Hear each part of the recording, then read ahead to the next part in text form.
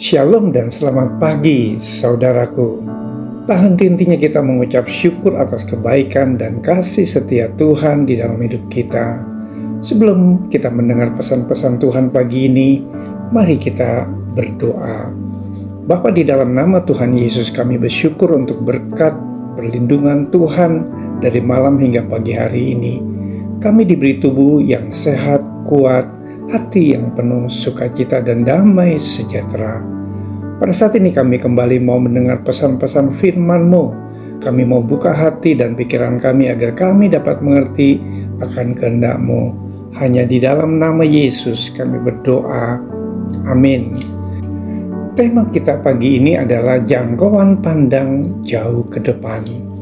Firman Tuhan diambil dari Efesus 1 ayat 1-7. Demikian firman Tuhan dari Rasul Paulus, Rasul Kristus Yesus, oleh kehendak Allah kepada orang-orang kudus di Efesus, orang-orang percaya dalam Kristus Yesus. Kasih karunia dan damai sejahtera dari Allah Bapa kita dan dari Tuhan Yesus Kristus menyertai kamu. Terpujilah Allah dan Bapa Tuhan kita Yesus Kristus, yang dalam Kristus telah mengaruniakan kepada kita segala berkat rohani di dalam surga.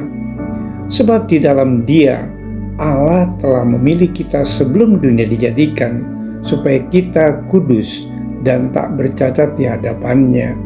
Dalam kasih Ia telah menentukan kita dari semula oleh Yesus Kristus untuk menjadi anak-anak-Nya, sesuai dengan kerelaan kehendak-Nya, supaya terpujilah kasih karunia-Nya yang mulia, yang dikaruniakannya kepada kita di dalam Dia yang dikasihi-Nya.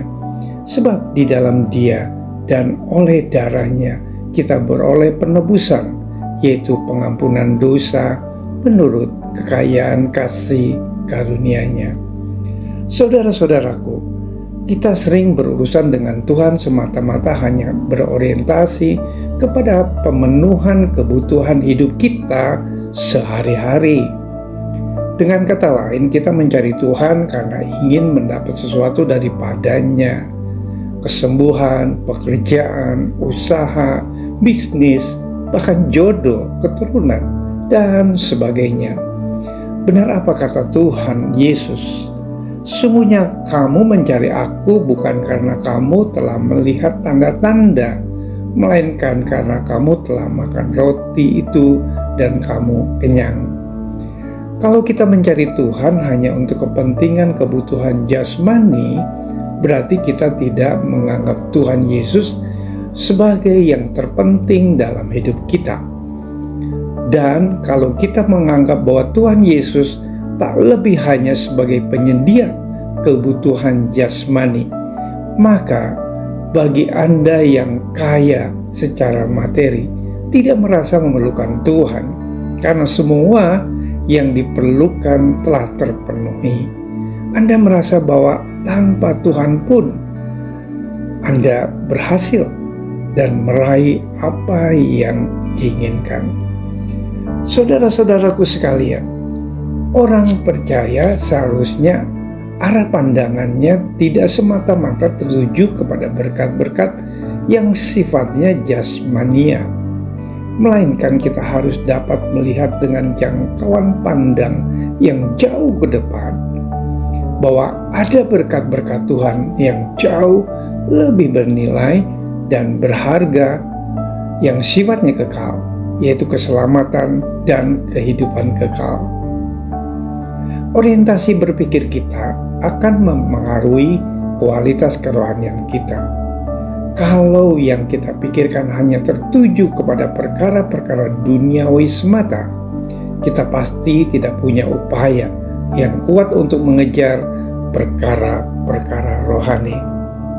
Sasaran hidup orang percaya adalah menjadi serupa dengan Kristus, mencapai kedewasaan rohani yang penuh, sebab semua orang yang dipilihnya dari semula, mereka juga ditentukannya dari semula untuk menjadi serupa dengan gambaran anaknya, sampai kita telah mencapai kesatuan iman dan pengetahuan yang benar tentang anak Allah, kedewasaan penuh, dan tingkat pertumbuhan yang sesuai dengan kepenuhan Kristus.